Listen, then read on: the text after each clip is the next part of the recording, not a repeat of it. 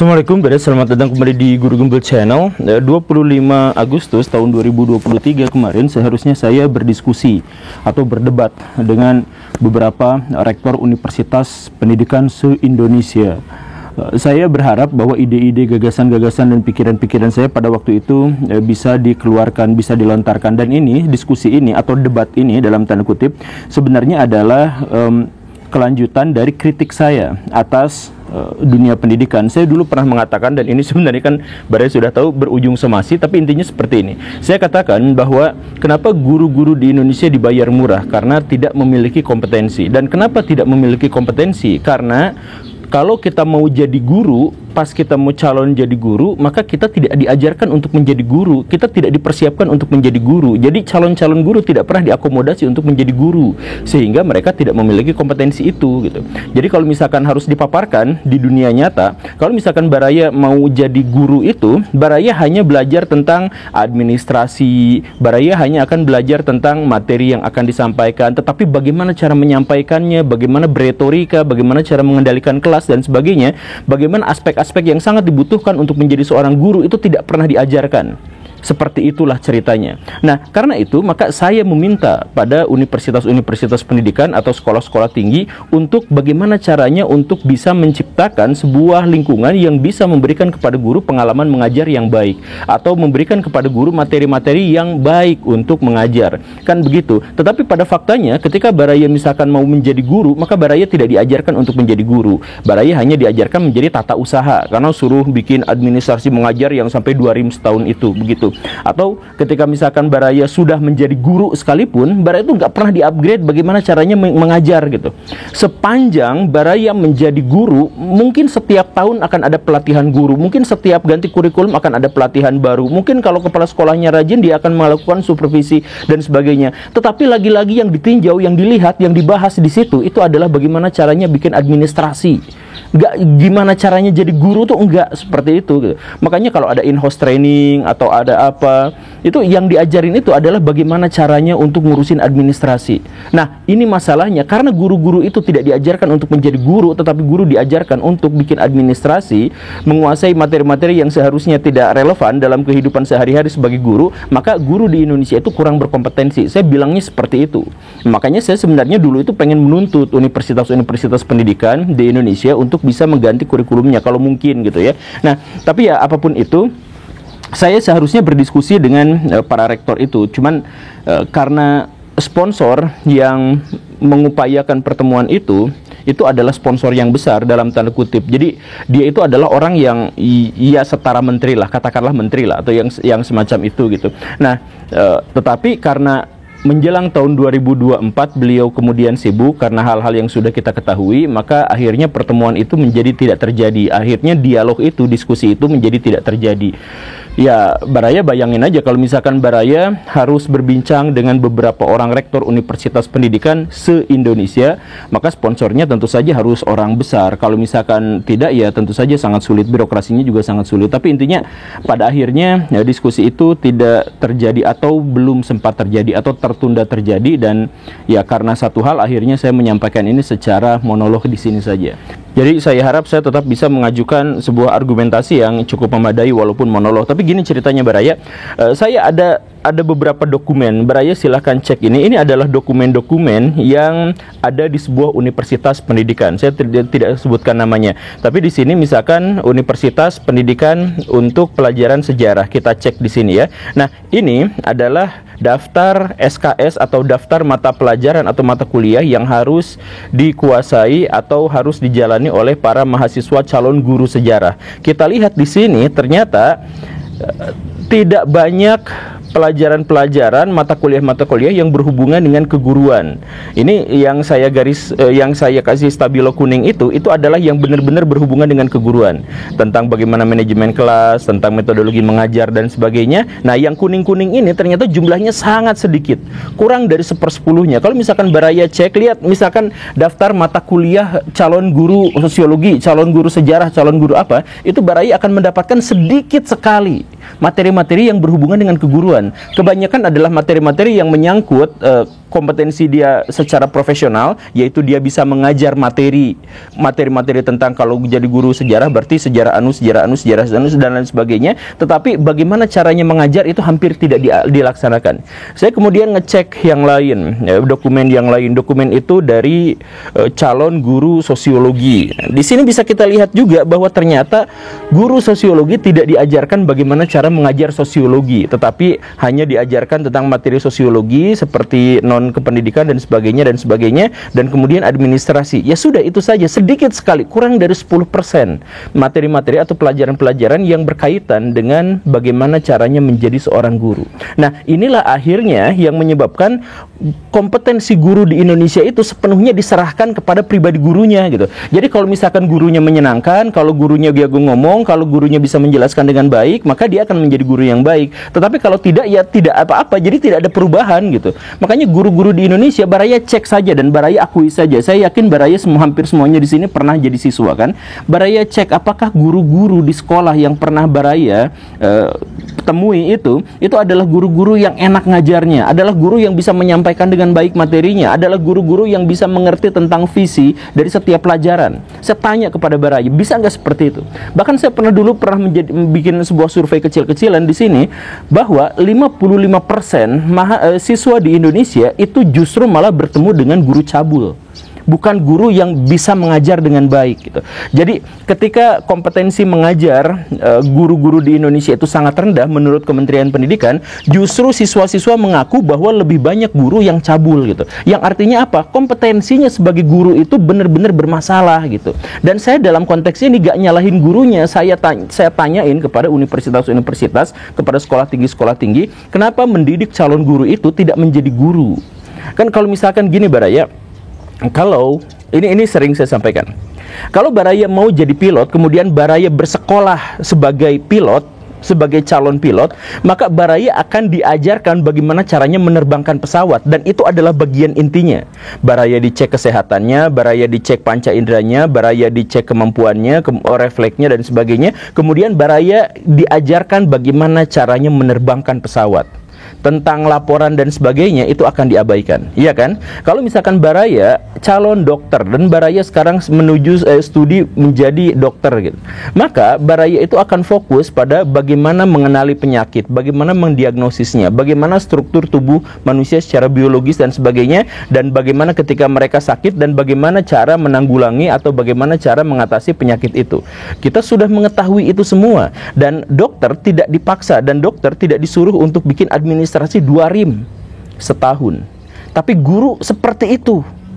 Jadi kalau misalkan Baraya mau jadi insinyur, Baraya akan fokus pada kompetensinya. Pilot yang menerbangkan pesawat, dokter yang mendiagnosis penyakit, insinyur yang membangun bangunan, itu yang kompetensi itu yang diajarkan. Nah, tapi kalau misalkan guru, Baraya cek yang tadi dokumen yang saya tunjukkan, di mana dia berlatih menjadi guru. Saya kalau saya misalkan ya berwenang, atau misalkan ya, kalau saya berwenang untuk membuat kurikulum untuk menjadi guru, maka saya berpikir bahwa yang harus diajarkan kepada guru itu adalah psikologi anak, psikologi pendidikan, kemudian cara beretorika, menyampaikan pesan, menyampaikan materi, kemudian mengendalikan kelas, bagaimana guru itu benar-benar bisa mengendalikan kelas, kemudian menciptakan suasana belajar yang menyenangkan dengan berbagai pendekatan dan metodologi.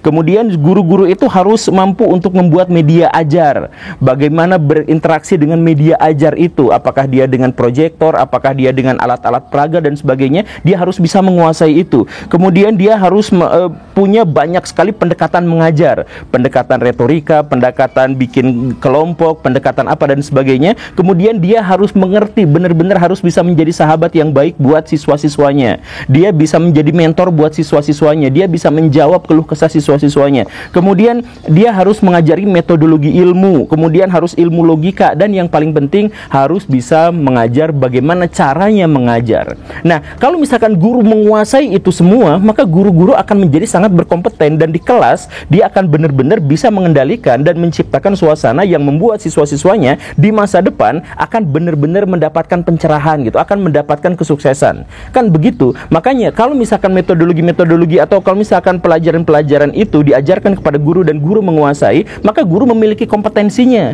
Sehingga dokter tidak akan bisa jadi guru, karena untuk menjadi guru ternyata susah. Pilot tidak bisa jadi guru, karena untuk menjadi guru itu ada kompetensi yang khas gitu. Kan kita mah sekarang enggak.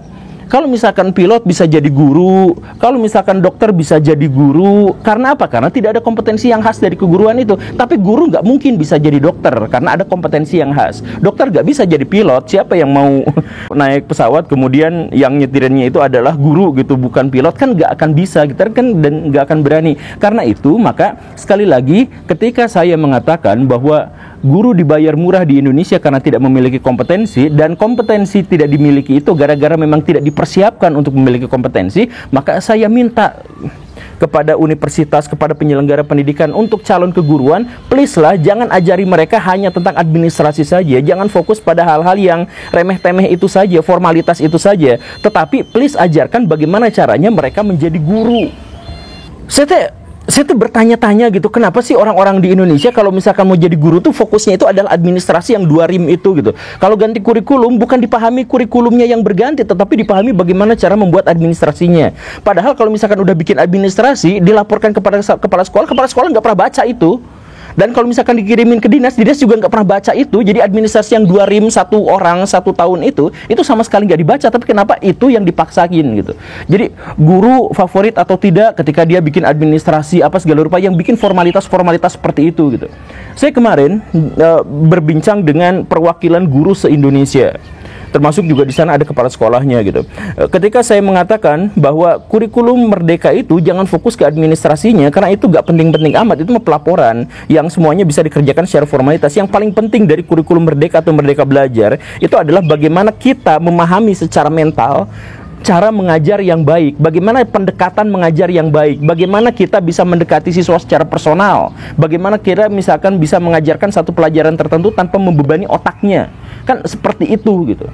Nah, tetapi si guru-guru kemudian mengatakan semuanya, ya ini yang perwakilan guru-guru itu mengatakan semuanya, kami ketika mendapatkan penjelasan tentang kurikulum merdeka, tentang merdeka belajar, ya tentang administrasinya, sekarang administrasinya jadi lebih rumit, jadi lebih susah, ya asing sih bagi kami karena harus dirubah begini begitu dan sebagainya. Please lah, nggak usah kayak gitu. Yang paling penting itu bagaimana caranya mengajar gitu, biar murid-murid kita itu seneng gitu, biar murid-murid kita itu tidak trauma belajar gitu, biar kita itu menjadi guru yang inspiratif dan dirindukan. Kan begitu kan. Saya pernah itu fokus pada gimana caranya mengembangkan siswa, saya dipecat di sebuah sekolah yang kemarin, ya itu pokoknya mah itulah. Tapi seperti itu. Dan kemarin kan saya heran juga, ini kenapa guru-guru di Indonesia pada mengatakan bahwa setiap setiap ganti kurikulum, dalam hal ini kurikulum merdeka, si guru-guru itu mengeluh karena ya kami diajarin kurikulum merdeka tetapi administrasinya saja, tolong dong disampaikan ke kementerian. Mereka kan sampaikan seperti itu. Ya saya sebelumnya juga sudah bertanya kepada kementerian, tapi pada waktu itu saya langsung ngechat lagi aja Kementerian Pendidikan di Indonesia gitu ya. Saya tanya, Pak, ini saya mendapatkan keluhan dari guru-guru atau perwakilan guru-guru se-Indonesia bahwa kalau mereka belajar tentang kurikulum merdeka, mereka belajarnya tentang administrasi mengajar, bukan tentang hal-hal yang lain-lain gitu. Terus apa tanggapan dari Kementerian Pendidikan? Dia justru malah bilang, ya Pak Guru Gembul, kami juga sudah sangat lelah. Dia mengatakan kami itu sudah sangat lelah mensosialisasikan bahwa kurikulum merdeka itu bukan soal administrasi, tapi soal bagaimana kita mengajar dengan kacamata yang lebih modern, kacamata yang lebih baik, kacamata yang lebih personal, kacamata yang lebih membebaskan masyarakat dan siswa-siswa kita untuk belajar gitu. Jadi personalisasi, bagaimana siswa-siswa itu dilihat kompetensinya apa, kemudian bikin proyek-proyek yang disesuaikan dengan kompetensi itu. Harusnya tuh begitu fokusnya tuh gimana cara ngajar. Tapi nggak tahu ceritanya gitu. Tapi balik lagi ke administrasi. Makanya saya heran nih Barayan, ini lucu. Tolong berikan saya sebuah jawaban. Presiden Indonesia mengatakan guru-guru jangan terlalu dibebani oleh administrasi. Menteri Pendidikan mengatakan guru-guru jangan fokus pada administrasi. Guru-guru seluruh Indonesia mengeluh, kami tuh mau ngajar tuh susah karena dibebani oleh administrasi yang terlalu panjang. Oke, begitu. Jadi artinya apa? Dari yang atas sampai yang bawah kompak, fokusnya jangan ke administrasi, fokusnya adalah bagaimana caranya mengajar. Tapi entah bagaimana setiap pelatihan guru dan universitas-universitas se-Indonesia, Akademi Pendidikan itu kalau misalkan menerima siswa untuk calon menjadi guru, itu yang diajarin kebanyakan adalah administrasinya, yang akan diganti kalau menterinya ganti. Yang diajarin itu bukan caranya mengajar. Caranya mengajar sedikit sekali yang tadi saya tunjukkan, gak sampai 10%. Kebanyakan itu adalah bagaimana caranya. Ya ampun, kenapa sih? Makanya saya tanya sekali lagi, dari presiden, menteri, sampai semua guru-guru kompak bahwa fokusnya itu adalah ngajar, bukan administrasi. Tetapi yang ditagih sama kepala sekolah selalu administrasi, yang ditagih sama dinas dan pengawas selalu administrasi. Kenapa seperti itu? Kenapa mereka tidak langsung ngajarin kepada guru-guru itu bagaimana pendekatan mendekati siswa dengan sangat baik, mengajarkan siswa dengan sangat baik? Dan akhirnya apa? Karena si guru-guru itu tidak memiliki kompetensi untuk mengajar, karena memang tidak diajarkan untuk seperti itu, atau tidak mendapatkan sebuah fasilitas untuk bisa mempelajari itu, maka siswa-siswa di Indonesia itu mengumpat terhadap guru. Siswa-siswa kita itu kalau gurunya nggak hadir, kalau gurunya rapat, hore jam kosong, senang luar biasa. Ya gimana mau maju, gimana bangsa ini mau maju kalau siswa-siswanya aja takut sama pembelajaran, takut sama gurunya? Gimana bisa maju? Gimana anak-anak kita itu menjadi sukses kalau misalkan ketika mereka proses belajar, mereka ternyata malah trauma belajar? Kan begitu. Nah, ini dimulai dari keguruan. Please, gurunya diajarin untuk menjadi guru, bukan jadi tata usaha, please lah. Ini saya juga heran dan saya tuh lemes gitu. Bahkan Menteri Pendidikan atau Kementerian Pendidikan sendiri sampai mengaku kami lelah untuk mensosialisasikan ini. Jadi ini siapa? Ya teman saya yang orang Garut, si Kucluk. Dia tuh kepala sekolah. Dia berteori, tapi ini mah teorinya dia gitu ya, teori konspirasi. Dia bilang seperti ini, kan presidennya, menterinya, jajarannya, saya, kemudian guru-guru di bawah tidak mau fokus pada administrasi, tapi fokusnya mengajar. Tapi kenapa prakteknya masih ini? Ya mungkin karena ada oknum-oknum yang pengawas atau apa gitu, yang memang nagihnya itu tuh biar ada celah untuk menerima suap. Ya itu mah cerita sih, itu nggak tahu bener nggak tahu salah gitu ya, kan kita nggak punya data, cuman itu mah hanya pikiran-pikiran. Tapi apakah seperti itu atau tidak kita juga nggak pernah tahu, karena dari atas sampai ke bawah semuanya udah kompak, tapi kenapa pelaksanaannya malah gitu-gitu aja. Oke, Baraya, buat Baraya guru itu tolong share video ini ke guru manapun di seluruh dunia gitu, biar jangan fokus pada administrasi, tapi fokusnya adalah pada pembelajaran. Terima kasih karena sudah menyimak. Saya Guru Gembul, marah-marah. Assalamualaikum warahmatullahi wabarakatuh.